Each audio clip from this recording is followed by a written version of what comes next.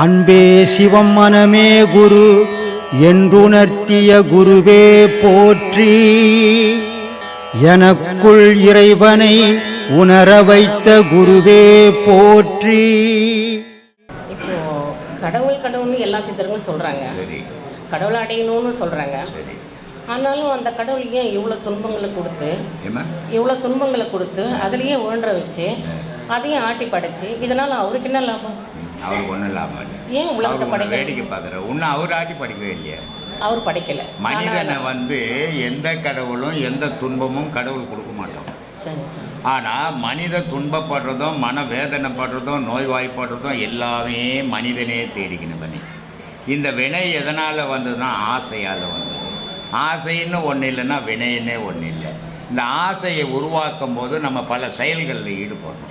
இந்த செயல்கள் தான் நமக்கு துன்பமாக வருதே தவிர கடவுள் மனிதனுக்கு எந்த துன்பத்தையும் கொடுக்கறதில்லை. கடவுள் மனிதனுக்கு எல்லா நன்மையும் செய்கிறோம். இப்போ ஒரே ஒரு விஷயம் சொல்கிறேன்.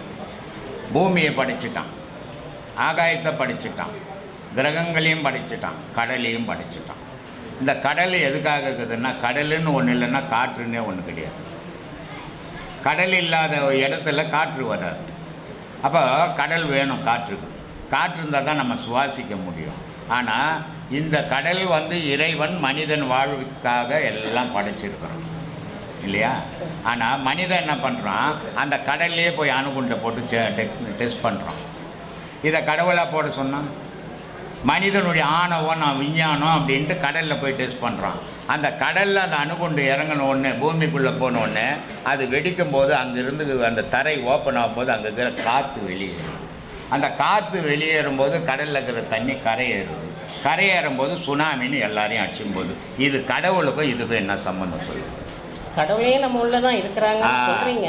கடவுள் நமக்குள்ளே இருக்கிறாருன்னு சொன்னால் போதாது. எப்படி இருக்கிறாருன்னு நம்ம தேடி எடுக்கணும். அப்போ தேடி எடுத்த பிறகு அவனுக்கு இன்பமும் இல்லை துன்பமும் இல்லை.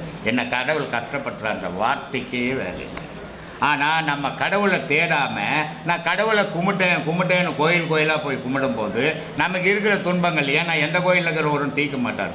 காது கிடையாது அவருக்கு, நீ சொன்னதெல்லாம் கேட்க போகிறதில்லை. கண்ணு கிடையாது, நீ சொன்னதெல்லாம் பார்க்க போகிறதில்லை.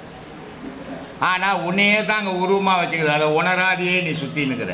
அதனால தான் சிவவாக்கியர் ரொம்ப அருமையான கேள்வியை கேட்டார். ஏன்னா இவ்வளோ அறிவாளின்னு சொல்லிக்கிறியடா, அது உங்கள்கிட்ட பேச மாட்டாங்க. எப்போவாது பேசிக்குதாடான்னு.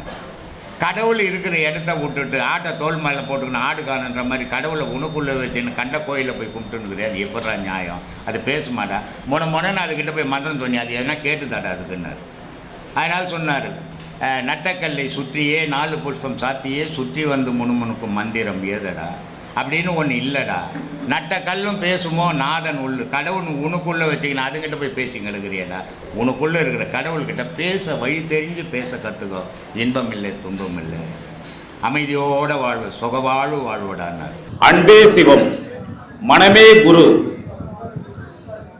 உலகத்தில் உள்ள ஐயாவின் சீடர்களுக்கும் குரு பூர்ணிமாவுக்கு வந்திருக்கும் பக்தர்களுக்கும் பொதுமக்களுக்கும் எனது தாழ்மையான பணிவான அன்பு கலந்த இதயபூர்வமான நன்றியை தெரிவித்துக் கொள்கிறேன். குரு பிரம்மா, குரு விஷ்ணு, குரு மகாதேவோ நம சிவாய சிவாய நமோ.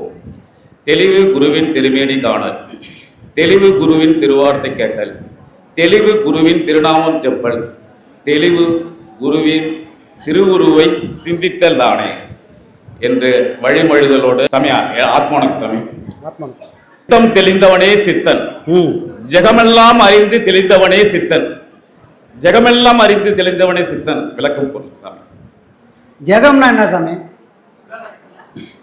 உலகம்னா என்னது? அண்ட சராசரமா? உலகம்னா உயிர் எங்கே வாழுதோ அதுதான் உலகம். உயிர் எங்கே வாழுது? இந்த பூமி பந்து மட்டும்தான் வாழுது. அப்போ உலகம்னு சொல்கிறது இந்த பூமியை மட்டும்தான். உலகத்தோடு ஒட்டி நட அப்படின்னு சொல்லிக்கிறாங்க. அப்படின்னா என்ன அர்த்தம்? இந்த உலகத்தோடு நீ சேர்ந்து வாழணும், இந்த பூமியோடு சேர்ந்து வாழணும். பிரபஞ்சத்தோடு சேர்ந்து வாழ முடியுமா? எல்லை இல்லாதது.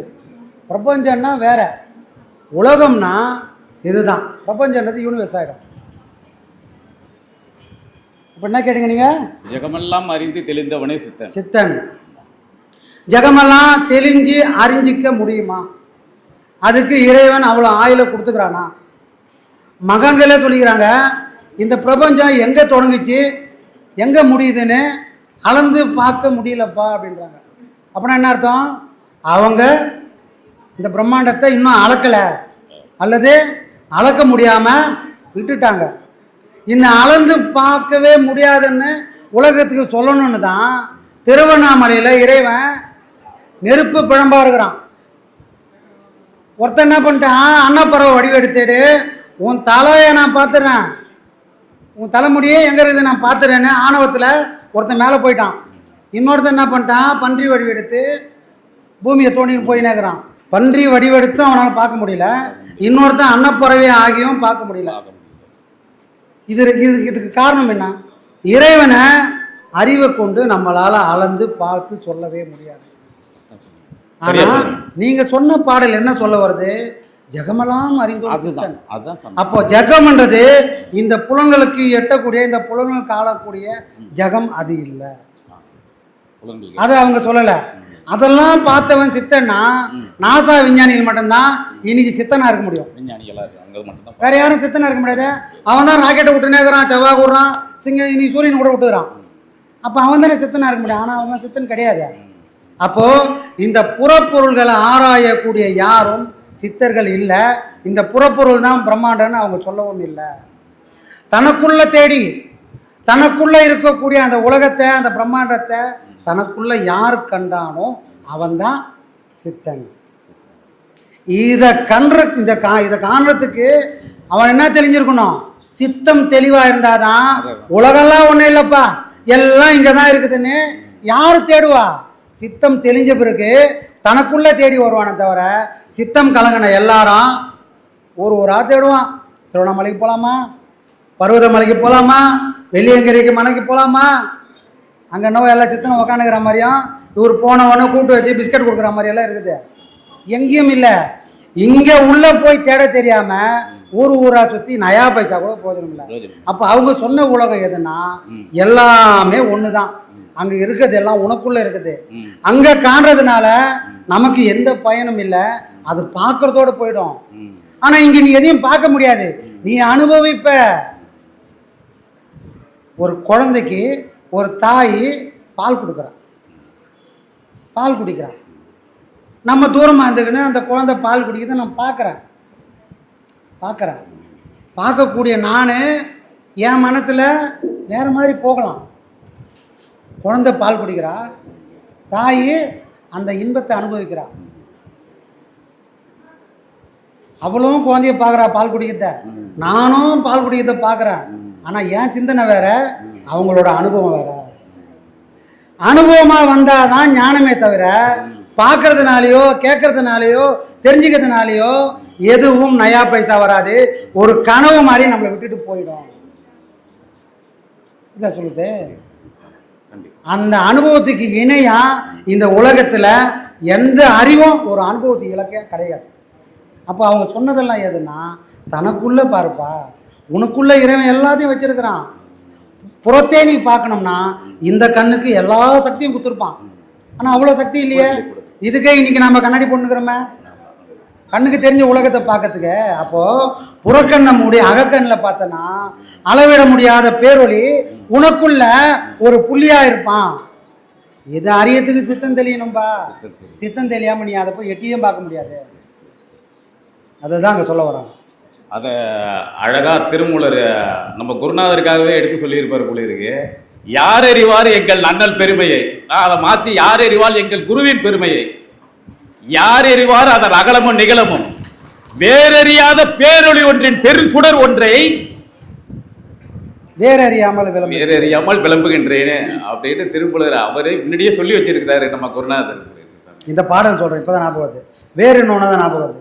பன்றி வடிவெடுத்து பாறையிடந்து மால்கானா குன்றின் விளக்கொலியே கூறுவது எக்காலம்ன்றார்.